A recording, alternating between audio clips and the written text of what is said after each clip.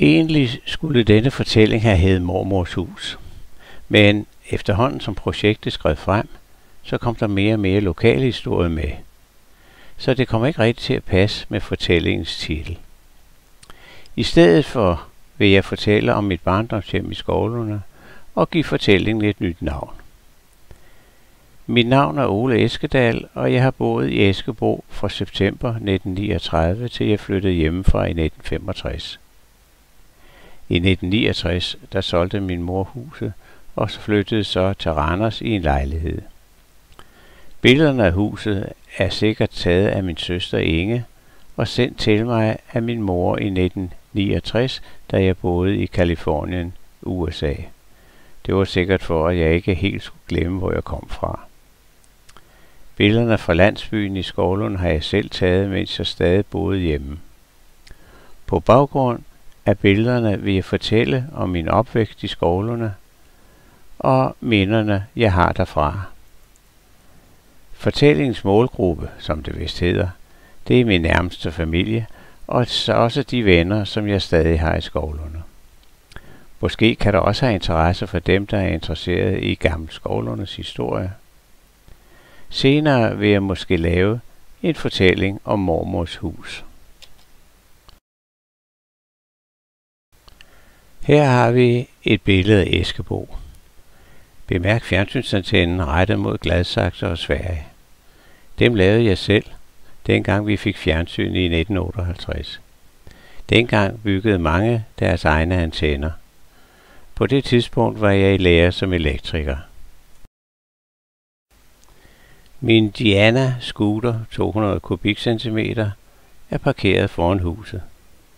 Kørefliserne lagde min far og jeg i 1958, dengang mine forældre fik deres første bil, en folkevogn. Københavnerne er flyttet ud til forstæderne. Lilletoftens karréer ses i baggrunden. Min søster Inge er på besøg fra Skjern i sin lille Fiat. Trappestigen har været i brug. Mor har nok pudset vinduer. Huset det er bygget først i 30'erne, og det blev bygget som stuehus til den nye Langkærgård på den anden side af vejen. Den gamle Langkærgård lå her. Den brændte sikkert på et tidspunkt sidst i 1800-tallet. Det her det er et gammelt generalstabskort fra 1851.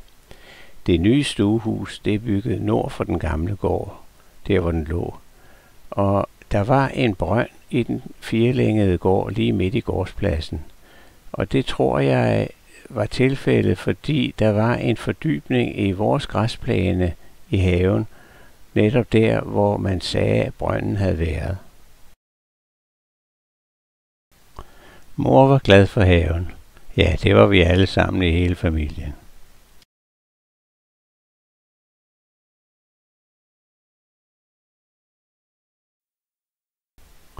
Her er et kort fra 1928, der viser Eskebos oprindelige grund.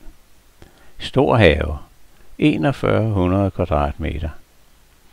Henriksens have ligger der, hvor Nordpilen er.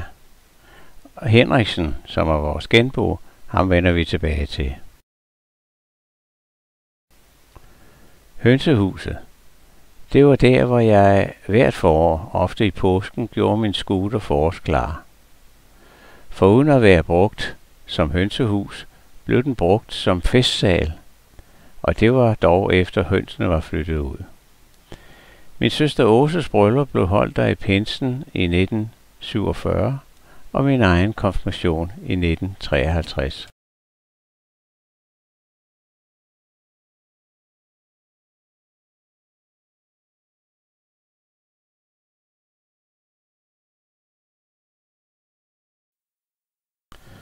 Skovlunde Lervarefabrik ses over hækken. Det var der Pottermager Jensen boede. Efter skoletid gik jeg ofte ned til Pottermageren og snakkede med arbejderne og læste arbejdsdrengens nye Anders And-blad.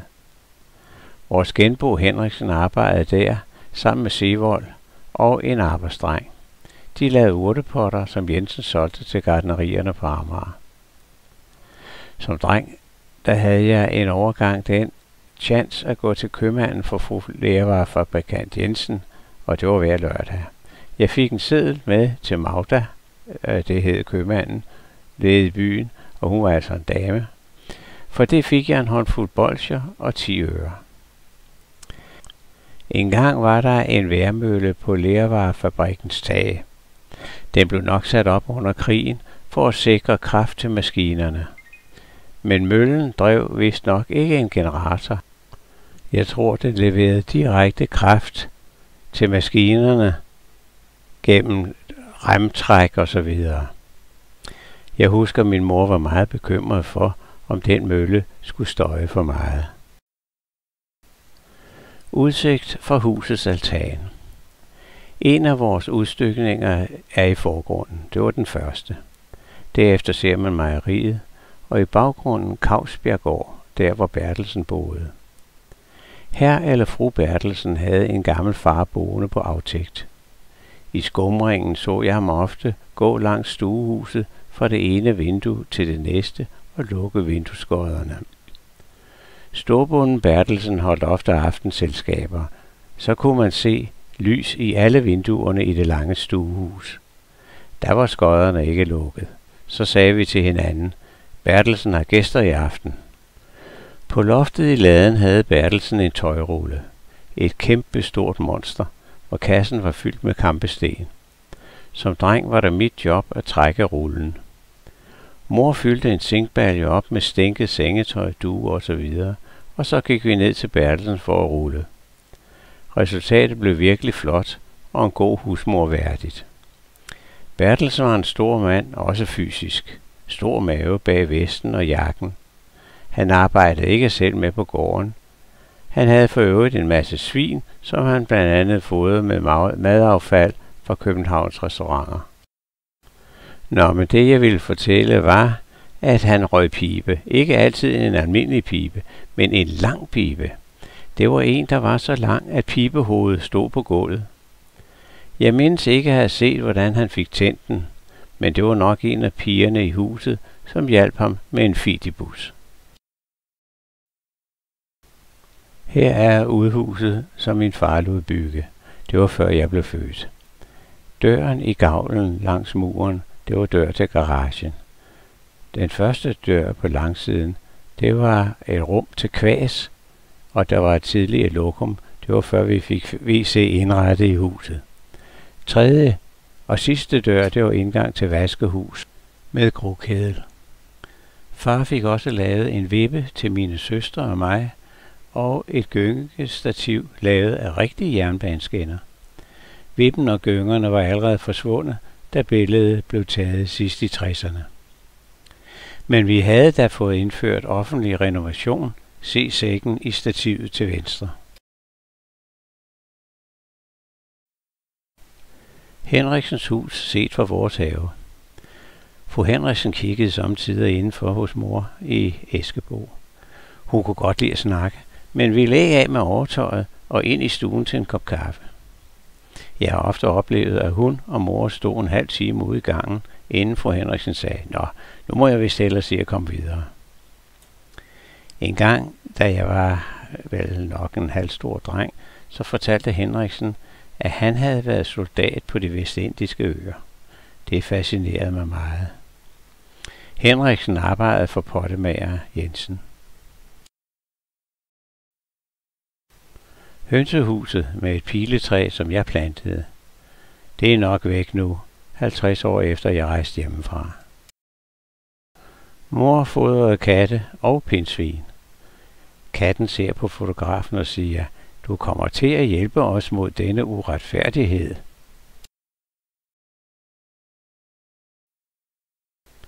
Man skimter højhusene.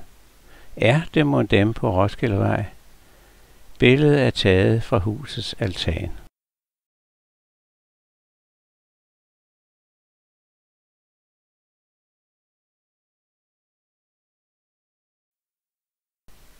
Mit værelse i Eskebo.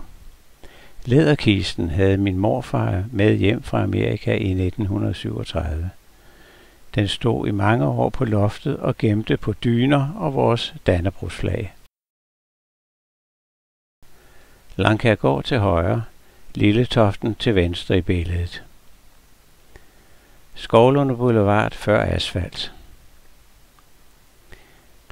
Den nærmeste by til Skovlunde var Ballerup. Det var her, man købte ind. Og man kan se fra det her gamle generalstabskort fra 1851, at det var før jernbanen kom til Ballerup. Kirkestien, den ligger fra Skovlunde og går lige nordpå. Og det var den, vi gik af, når vi skulle til Ballerup. I Ballerup var der en slagter. I Skovlunde var der kun 2 købmænd. Når vi skulle i kirke, gik vi af Kirkestien ud til Frederikssundsvej og af Frederikssundsvej til Ballerup. Der var selvfølgelig mange andre forretninger i Ballerup. Der var jo en skomager, der var apotek og alle mulige andre forretninger, som han havde brug for. Og så var der C.R.A., som var en stor købmandshandel med tømmerhandel og salg af landbrugsvarer, gødning og så videre, og en stor isenkram-forretning.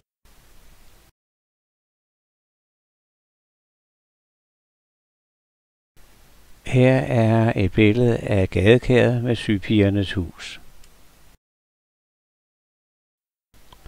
Her er en tegning af Sygepigernes Hus ved gadekæret i Skovlunde, og den er fra 1955, og den er tegnet af en P. Dickmann, som tegnede en del motiver for Skovlunde.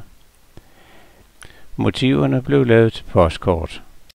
Da Lystoftegård brændte en gang i 50'erne, tømte brandvæsenet hele gadekæret for vand til slukningen.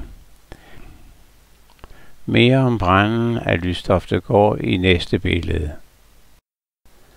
Her lå Lystoftegård bygget sammen med Vandværksgården. Jeg tror nok, den hed Vandværksgården. Fordi vandmærket ved vandbeholdet lå lige bagved. Det hed sig, at branden var opstået ved, at fodermesterens børn havde leget med tændstikker på høloftet af Vandværksgården. Vandværksgården er den fjerlængede gård, der ligger vestligst. Den dag gården brændte, har der nok været vestenvind, for branden bredte sig langt stråtaget mod Lystoftegård. Jeg kan endnu se for mig smeden i Skovlunde, Werner Karlsson, stå på en stige og forsøge at forhindre branden i at få fat i stråtaget på Lystoftegård. Han løftede en tagplade højt over sit hoved og smed den over på Vandværksgårdens brændende stråtag i et forsøg på at forhindre flammerne i at brede sig. Mange tililende folk hjalp med at få møblerne revet ud af Lystoftegårds stuehus. Det var den længe, der lå mod nord, og hvorfra man havde udsigt til gadekæret. Min mor og far kom sammen med Jensens på Lystofte. Nytårsaften blev ofte fejret der. Når vi så over midnat kom hjem til Eskebo, skulle vi til at fjerne alt muligt skrammel, som var stablet op af hoveddøren. En gang var nøglehullet stoppet til med papir. Jeg husker også, at havelågen hang og dinglede fra toppen af flagstangen. Dengang var det nemlig skik blandt byens kale og drenge at drille folk nytårsaften. Det var en hel sport.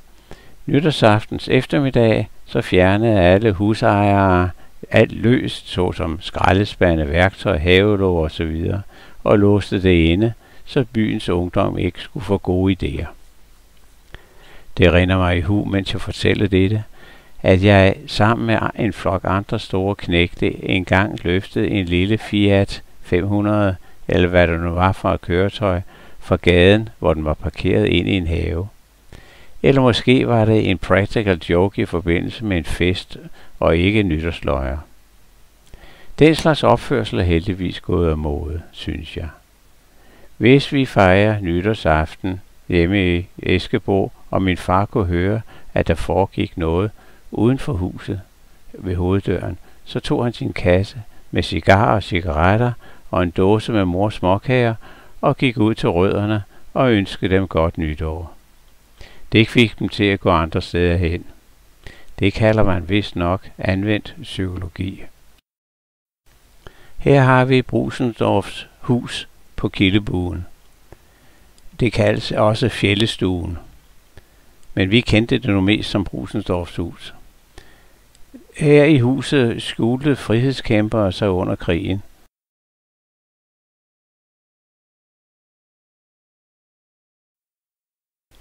Når man kom ind ad døren, ringede der en klokke. Dingelingelingeling. Og inde i butikken var der plads til nogle ganske få kunder. Det var ikke mere end 2x1,5 meter sat af til kunderne. Dengang, og det var før man fik selvbetjening i butikkerne, der blev man ekspederet. Man gik hen til den, der ekspederede, den der var at se, og sagde, jeg vil godt have 1 kilo havregryn. Så tog ekspedienten en passende pose, gik op ad trappen hen over loftet og fyldte havregryn i posen, og kom så ned igen og lukkede posen. Hos Vattervald havde man det meste af lageret op på loftet, så jeg kan endnu høre for mig skridtene hen ad loftet, for at finde et eller andet, man havde bedt om. Vattervald-familien var fra Norge. De havde en datter, som hjalp til i butikken og kørte varer ud til kunderne, efter forretningen var lukket. Hun brugte en cykel og havde varerne i kurve hængende på cykelstyret.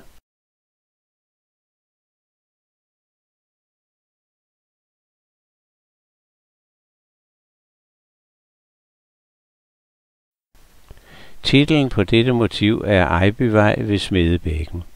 Der lå en pumpestation på dette sted. Det var her, på denne meget let trafikerede vej til Ejby, vi som lærlinge afprøvede vores sammenflækkede motorkøretøjer. Den røde lade lå over for Skovlunde Gård, hvor Torvevej i gamle dage endte i Gamle Skovlunde. Billedet er tegnet set fra Torvevej. Vi mødes ved den røde lade, sagde vi til hinanden, når vi aftalte et biografbesøg i Ballerup Kino. Sypigernes hus midt i billedet. Kausbjerggårds lade ses i baggrunden. Landsbyens kale kørte samtidig hestevogne med heste og det hele ned i gadekæret for at vaske dem. Det var særligt om efteråret, når de var meget beskidte for rooptagning.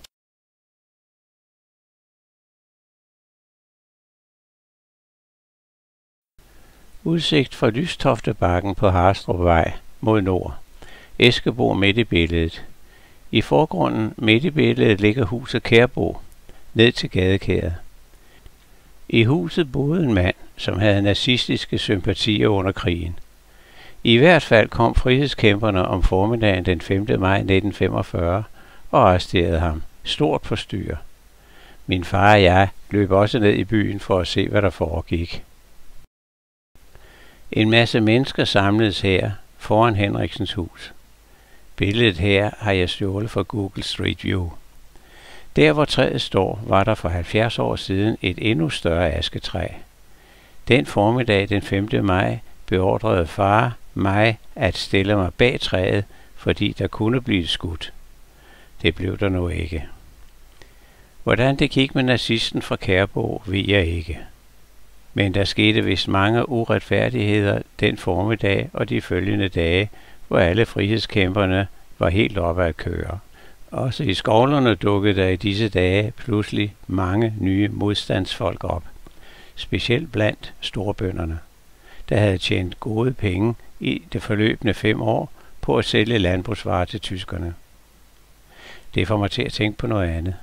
Jeg har ofte tænkt på, hvad folk talte om i årene op til besættelsen af Danmark, altså hvad danskerne talte om. Har man været grebet af frygt for nazismens fremgang i Tyskland? Hvordan talte danskerne sammen om jødeforfølgelserne i Tyskland? Hvordan gik snakken socialt ved middagsselskaber? Endnu, altså før besættelsen af Danmark, var man jo ikke nødt til at være forsigtig, hvem man talte med, når det drejede sig om tyskere og deres ugerninger. Som baggrund for de næste par anekdoter vil jeg lige fortælle om min far. Han kom fra en gård ved Varde og var meget stolt over at være vestjyde. Af uddannelse var han landbrugskandidat og arbejdede som forsøgsleder på Landbohøjskolens forsøgslaboratorium i København. Som 18-årig var han under 1. verdenskrig ansat på et landbrug i England, og som forsøgsleder var han i USA i 1938. Min mor fortalte mig engang, at når de før besættelsen var til middagsselskab med spidserne i Skovlunde, blev far af nogle af de øvrige gæster i selskabet beskyldt for at have engelsk syge. Så man har altså haft seriøse diskussioner over middagsbordet dengang i Gammelskovlerne. En gang, det må have været under krigen, overhørte jeg mine forældre tale om, at tyskerne slog jøderne ihjel. Jeg blev grebet af rædsel, for jeg hørte dem sige jyder, og far var jo jyde. Nå, men dette er jo ved at blive til mine barndomserindringer, og ikke en fortælling om Skovlunde. Tilbage til Henriksens hus. Der, hvor det grå stakit står, var der i min barndom et iskagehus. Man ringede på en klokke, og så kom fru Henriksen løbende fra stuehuset og solgte mig en vaffelis til 25 øre. Her er en tegning af Skovlundes eneste industri. Det var Vita Maskinfabrik. De lavede industrivaskemaskiner. Og det var her, hvor Werner Carlsson boede, ham jeg har fortalt om ved Lystoftebranden. Lige en anden episode fra besættelsen.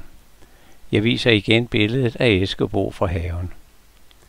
Den 4. maj om aftenen, da BBC fra London havde meddelt, at tyskerne havde overgivet sig, så satte far radioen i det åbne vindue til venstre, drejede op for lyden, så Henriksen, som gik i haven på den anden side af hækken, kunne høre den gode nyhed. Næste dag, hvor togene ikke kørte, gik hele familien ud af Torvevej til Frederikssundsvej og kom op og køre med en hestevogn ind til byen for at juble med de andre. Vejmandens hus. Til højre den gamle Vejmands hus. Som dreng gik jeg i skole med Vejmand Hansens 3 børn, Knud, Poul og Henny. Jeg legede ofte med Knud, som var på min egen alder. Her er eleverne på Skovlunde skole, sikkert omkring 1946, hvor jeg gik i 2. klasse. Det er altså skolen på Torvevej, og ikke den, vi kaldte den gamle skole i Gammel Skovlunde. Læreren hed Toftager, lærerinden fru Christiansen. Begge boede i et hus ved siden af skolen. Jeg kan se, at der er en lærervikar med på billedet. Det er ham til højre. Men måske er det en seminarieelev, der er ude på noget praktik. I skolen var der 2 klasselokaler til alle børn. Så vi var små og store i samme lokale, hvor vi blev undervist. Vi sad selvfølgelig ved pulte og skrev både med blyant og stålpen, som vi dyppede i et blækhus, der sad i et hul forrest i pulten. Jeg kan huske, da kuglepennene blev indført som skriveredskab. Den svinede enormt og klattede. Fra vores klasselokale kunne vi se jernbanen. Dengang det første S-tog kørte på strækningen, var det en stor begivenhed. Vi fik alle lov til at gå hen til vinduet for at se. Dengang Skovlund fik en helle. Når man drejer ned ad Ejbøvej fra Gammel Skovlundevej, var det fristende at skære hjørnet af. Derfor blev den sat op. Eskebo ses i baggrunden. Der var jo ellers ikke meget trafik i Gammel Skovlunde dengang. Og specielt ikke under krigen, hvor kun læger, ambulancer og andre offentlige køretøjer fik udleveret benzin. Jeg kan godt huske generatorbilerne, som skulle føres med træ. Man udnyttede så den gas, der dannedes ved en ufuldstændig forbrænding, og ledte gassen så hen til karburatoren og videre ind i motoren. Når bilisterne ikke kunne få benzin, kunne de jo ikke køre. Derfor klodsede man bilerne op. I Bertelsens Lade var der flere biler, der sov tornerosesøvn. Når jeg var med mor nede hos Bertelsen for at rulle, så kørte jeg en tur i de opklodsede biler. Og vi sagde nede i byen, fordi Eskebo jo lå højt. Men tilbage til Bertelsens Lade med bilerne. De stod i laden med tæpper over sig. Og jeg så som mit snit til at løfte tæppet, åbne døren og kravle ind bag rattet og lege, at jeg kørte en tur på landevejen. Jeg kan endnu huske lugten inde i de gamle biler. Lugten af gammelt læder. Vejen bagerst i billedet, som dengang hed Harstrupvej, var hovedgaden i Skovlunde. Der var så lidt trafik, at byens hunde, som jo dengang rendte rundt løse, løb efter en bil, når den så den komme. Om det også gjaldt mor Jan Hansen, når han skulle ud til sin flyveplads, ved jeg ikke. Han var jo racerkører. Alle, sikkert også hundene, flygtede i vild rædsel, når han drønede gennem byen.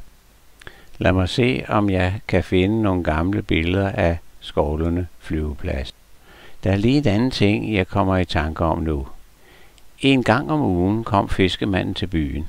Han kørte på en ladcykel, hvor han havde sit vareudvalg inde under en præsending. Han stoppede op over for Henriks hus på et bestemt tidspunkt på den fastsatte ugedag og råbte meget højt, så det kunne høres over det meste af byen. Sild er godt, friske rødspætter. Så vidste husmødrene, at fiskemanden var i byen.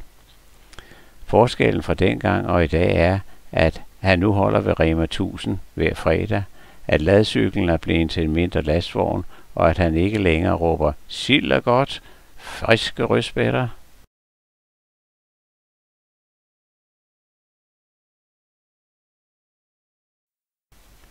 Her er nogle billeder fra stuerne på Eskebo, sådan som de har set ud engang i 1960'erne.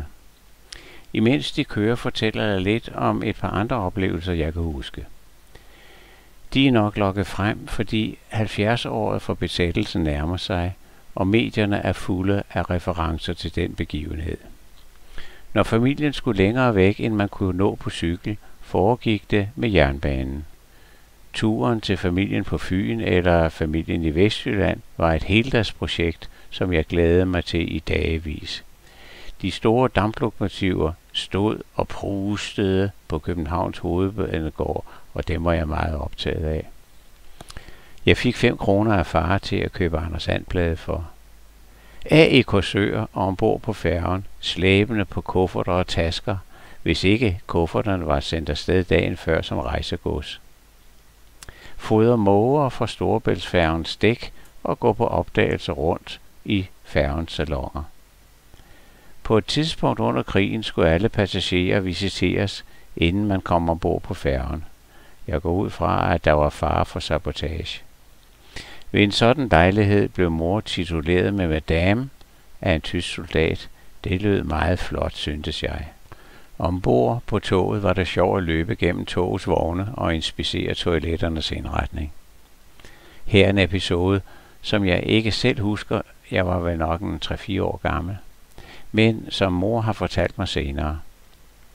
Jeg fik lov til at stå ude på gangen og se ud af vinduet, mens mor sad inde i en af kopierne.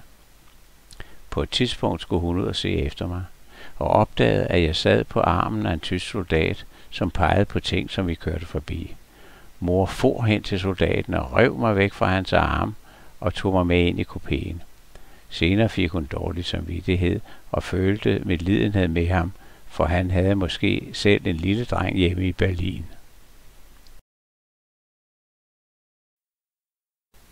Familiens gravsted på Ballerup Kirkegård.